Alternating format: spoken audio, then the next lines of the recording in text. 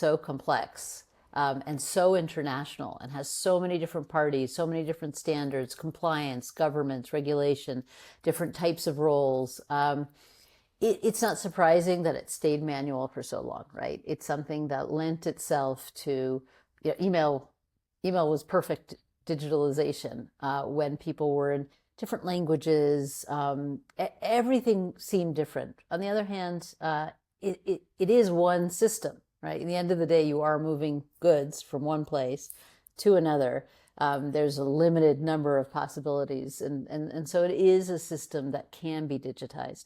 And the question was how to go from 0 to 100. And where we focused was really on the procurement or pricing aspects. Okay, so starting with the fact that to be able to price this very complex yet very predictable, right? So it's predictably complex. It's not like it's so complex you never know what's going to happen. It's very complex, but it's very predictable. We started by making sure that we could build digitization for pricing. And once it became clear that that was possible, right? In any kind of industry where you're trying to digitize, people say, it could never be done, right? I have my special sauce, this is a different case, right?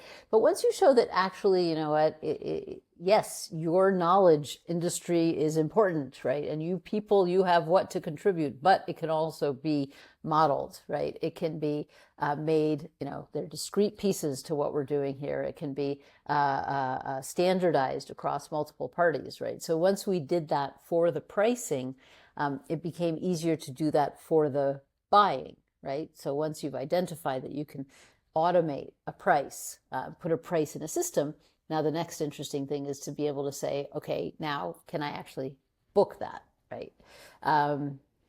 Which had, of course, a lot of other layers under it, right? So, because in order to book, you need to know that there's capacity. In order to know there's capacity, you need to have all your capacity in your booking. So a lot of pieces, which is why this has, been the long game for Freightos. And it's not something that we could have done overnight.